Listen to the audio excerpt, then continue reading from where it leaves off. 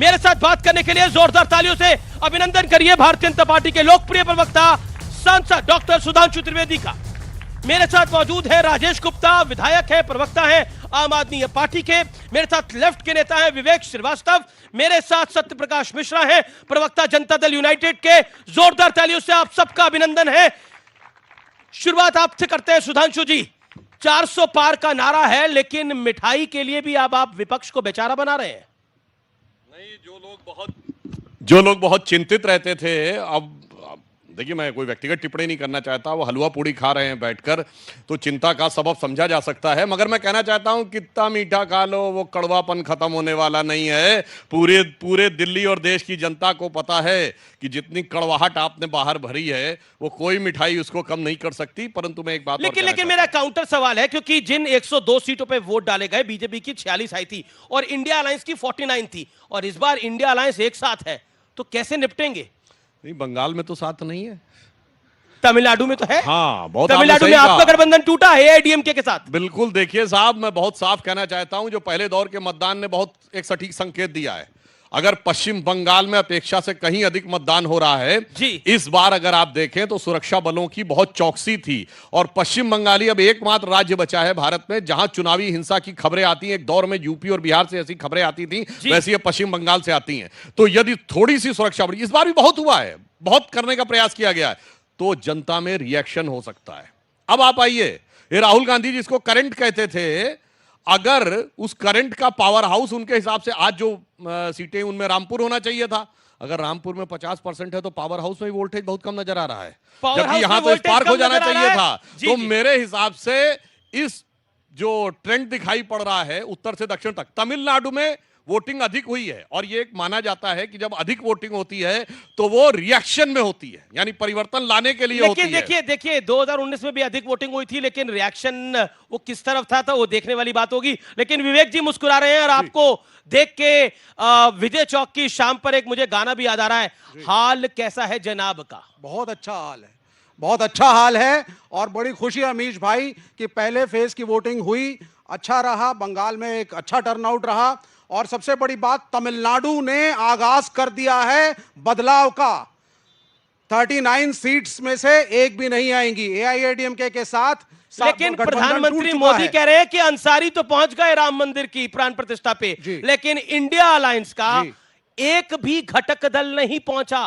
राम से दुश्मनी थी या मोदी से? जी, उस पे आऊंगा, लेकिन आप बताइए, राम मंदिर तो ठीक है, आज फर्स्ट फेज ऑफ वोटिंग में अल्मोड़ा के एक गांव ने इलेक्शन का बायकॉट किया, वोट नहीं डाले, और नारा दिया गांव वालों ने, रोड नहीं तो वोट नहीं। ये मेरे ख्याल से सुधांशु जी को सोचना चाहिए इस विषय में। आपने सारा का सारा फोकस इस तरफ धर्मांधता की तरफ, धर्म के नाम पे वोट बटोरना, राम मंदिर के नाम पे वोट बटोरना, रोड कौन बनाएगा?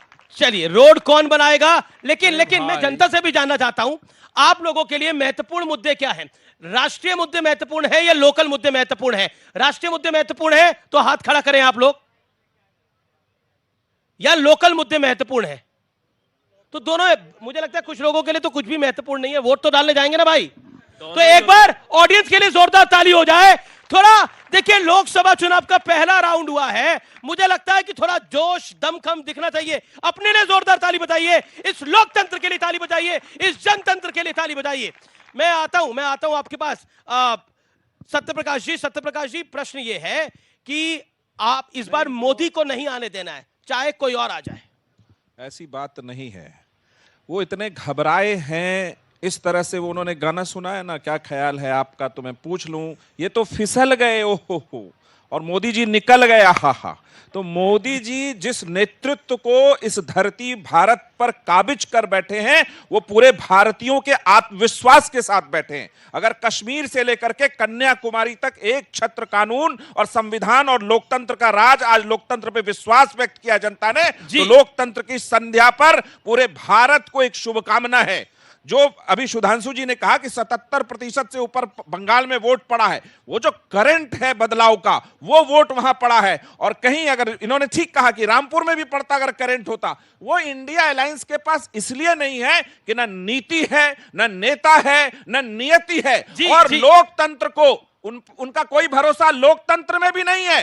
वरना ये बात वो लोकतंत्र के चुनावी सम्मेलन में मैदान में खड़े होकर नहीं कहते कि मोदी जी देश को भटका रहे, भटका वो रहे। एक आपने गाना गाया, ये तो फिसल गए ओहो हो, तो आपके लिए गाना है, हम तो बेवफा हरगिज ना थे पर हम वफा कर ना सके। ये आपको एक बात कहना चाहता हूं कि नीतीश कुमार जी की सिद्धांत, सुचिता और ईमानदार की 45 साल की इतनी बड़ी राजनीति है कि उनको हर दल पसंद करते हैं। वो नीतीश कुमार जी तय करते हैं कि राष्ट्रहित के बाद कौन सा दल पसंद करेगा? नहीं, राष्ट्रहित क्या है, चुनाव के बाद भी और पहले भी। अभी हम एनडीए अलायंस में पूरी मुस्तैदी के साथ हैं और इस नीति के साथ हैं कि राष्ट्र मोदी जी के नीतियों में तरक्की कर रहा है और आने वाले 2047 का जो उनका एक विजन है उसके साथ देश आगे बढ़ेगा। मैं चलता हूं, राजेश सुनिए, गाना सबसे फिट ये बैठता है जो राहुल गांधी जी ने अपनी तथाकथित न्याय यात्रा निकाली थी कि मैं जिंदगी का साथ निभाता चला गया, हर फिक्र को धुएं में उड़ाता चला गया। जी। और बर्बादियों का शोक मनाना फिजूल था, मैं बर्बादियों का जश्न मनाता चला गया। तो पब्लिक यहां पर ताली बजा रही है, लेकिन राजेश गुप्ता मेरे साथ हैं, प्रवक्ता और विधायक आम आदमी पार्टी के। राजेश भाई, करंट लगेगा, बीजेपी कह रही है कि इस बार करंट लगेगा, लेकिन आपको तो करंट लग रहा है। देखिए, क्योंकि आपने बहुत सारे गानों से शुरुआत करी, तो मुझे भी एक बहुत अच्छा गाना याद आ रहा है और मुझे लगता है कि सुना दीजिए। परफेक्ट है सिचुएशन पे, बिल्कुल, कि हालचाल ठीक ठाक है, सब कुछ ठीक ठाक है। फिर केजरीवाल जी क्यों परेशान है? एमए किया, बीए किया, सब कुछ लगता है एमए किया, आपकी दुआ से सब ठीक ठाक है। नौकरी है नहीं, एमए कर लो, बीए कर लो, बैटरी रिक्शा ही चलाने पड़ रहे हैं, पकौड़े तल लो, गैस निकालो, उससे रसोई गैस चला लो, ऐसी बातें हो रही है।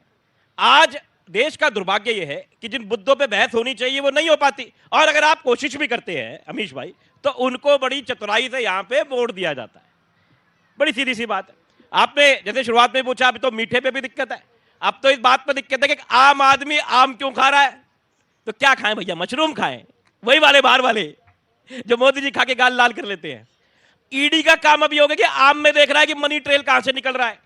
नवरात्रों में अगर कोई आदमी जो देश का 3 बार का एक स्टेट का मुख्यमंत्री रह चुका है, जी, अगर वो पूड़ी सब्जी खा लेता है तो दिक्कत हो जाती है कि भाई पूड़ी क्यों खा रहे हो, बताओ, कमाल हो गया। बस सब मशरूम खाएंगे अब, क्योंकि 80 करोड़ लोगों को ये राशन दे ही रहे हैं, 5 साल के लिए इन्होंने गारंटी दे दी है। फिर ये कहते हैं हमने गरीबों को बाहर भी निकाल लिया है। कितनी कंफ्यूजन है भाई। या तो मान जाओ लोग गरीब है इसलिए आपको राशन भी देना पड़ रहा है, या मान जाओ लोग गरीबी से बाहर आ गए तो फिर राशन क्यों दे रहे हो? सुधांशु त्रिवेदी, फिर मैं ऑडियंस वैसे एक बात बताऊं आपको, जो तिहाड़ जेल है वो दिल्ली सरकार के अंडर में है, केंद्र सरकार के अंडर में नहीं है। वो तो कह रहे हैं शिकायतें करते हैं। तो सुनिए, माननीय मुख्यमंत्री जी अपनी ही सरकार से कह रहे थे कि मेरा वेट कम हो गया, उनकी सरकार ने कहा वेट कम नहीं हुआ है। मतलब ऐसा आपने कभी नहीं देखा होगा कि उन्हीं की सरकार का महकमा मुख्यमंत्री की बात को झुटला दे। अब सच कौन बोल रहा, सरकार या मुख्यमंत्री, समझा जा सकता है। और मैं एक बात कहना चाहता हूं, देखिए इन्होंने सारी बातें कही, इन पे सबसे फिट गाना जानते क्या है? इन्होंने जो एक पौवे के बदले दूसरा पौवा फ्री देने का दिल्ली में दारू का दरिया बहाया था, और उसके बाद रामलीला मैदान में अन्ना हजारे को गुरु मानने के बाद अभी रामलीला मैदान में लालू को गुरु माना था। तो इनके लिए तो ये कह सकता हूं, मुझे दुनिया वालों शराबी न समझो, केजरीवाल जी के लिए पीता नहीं हूं, पिलाई गई है, और जिधर बेखुदी में कदम लड़खड़ाए वही राह मुझको दिखाई गई है।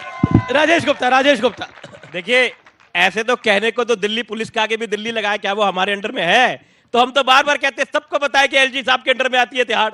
अब वो दिल्ली प्रशासन का तो उसमें कुछ है नहीं। तो आप लोग जिस तरीके से इसको घुमा रहे हो, अभी तो आप गाना गा रहे थे हालचाल ठीक ठाक है, अभी तो आपने कहा हालचाल ठीक ठाक है। मैंने जनता की तरफ से कहा कि हालचाल ठीक है, गाना इस बात के ऊपर था, बच्चे ऐसी पिक्चर को देखे। ठीक है, सवाल कई सारे सवाल हैं। ओके, जी सर, विपक्ष पहले बोलता था मंदिर वहीं बनाएंगे, तारीख नहीं बनाएंगे। अब जब मंदिर भी बन गया तो विपक्ष को इस पे भी हो रहा है कि अरे मोदी जी तो राम मंदिर पे वोट ले रहे हैं। आज प्रधानमंत्री मोदी ने भी बोला, विवेक, इस बात की बात कि अंसारी आए जिन्होंने मुकदमा करा, लेकिन आप लोग नहीं गए, क्यों? देखिए, मैंने सवाल पूछा, मोदी से बैर है या राम से बैर है? देखिए, राम से किसी को बैर नहीं है, लेकिन भाजपा के इवेंटों में हम नहीं जाएंगे। हमारा मानना है कि शंकराचार्य के इच्छा के विरुद्ध जिस तरीके से आपने राम मंदिर में प्राण प्रतिष्ठा करी, वो सिर्फ एक इलेक्शन गिमिक था। 2024 के लोकसभा के चुनाव का आगाज था भाजपा की तरफ से। ये पहली बात। दूसरी बात, प्रधानमंत्री का काम, सरकार का काम डेवलपमेंट करना है, इंफ्रास्ट्रक्चर बनाना है। आप स्कूलों की फीस सस्ती करिए, कॉलेज की फीस सस्ती करिए, प्लेसमेंट सेल कॉलेज के स्ट्रांग करिए, एम्प्लॉयमेंट दीजिए। This is the job of the prime minister. I don't want a prime minister जो सिर्फ मंदिरों की बात करे। मंदिर प्रेरणा के स्रोत हो सकते हैं, लेकिन मात्र मंदिर दिखा करके अगर वोट मांगेंगे जवाब तो ये आगे नहीं चलेगा। अब एक चीज और 10 सेकंड में एक चीज बोलना चाहूंगा। देखिए, ये 140 करोड़ का देश है और पढ़े लिखे नौजवान हैं। हमारे देश में एजुकेशन सस्ती रही है, सब पढ़े लिखे हैं। We don't want cult leaders, चाहे पाकिस्तान का इमरान खान हो, चाहे इस देश में नरेंद्र मोदी। घड़ी घड़ी पाकिस्तान को चले जाते हैं आप लोग। चाहे नरेंद्र मोदी। कल्ट लीडर्स नहीं चाहिए। We don't want gods. हमें चाहिए नेता जिनसे प्रश्न पूछे जा सके, उत्तर देना पड़ेगा। आपको बताना पड़ेगा कि अल्मोड़ा के गांव में बाइकआउट क्यों किया। एक मिनट, ये कहते कल्ट लीडर नहीं, कम्युनिस्ट पार्टी है ना। ये मार्क्स का था, कल्ट लीडर नहीं था। स्टालिन क्या था, कल्ट लीडर नहीं था। माओ क्या था, कल्ट। ज्योति बसु क्या था, 27 साल रहे। बिल्कुल नहीं, बिल्कुल नहीं। आप सुनिए, इनके जो मुख्यमंत्री हैं पिनारी विजयन जी, वो आज क्या है, पार्टी से बड़े हैं कि नहीं? अपने दामाद को भी ले लिए, विधायक भी बना दिया और सबसे सीनियर मिनिस्टर, जिसने कोविड में सबसे अच्छा काम किया था। पार्टी सुप्रीम है, देश इन्होंने डेवलपमेंट की बात कही। अरे जहां कम्युनिस्टों का राज आ जाता है, डेवलपमेंट खत्म हो जाता है।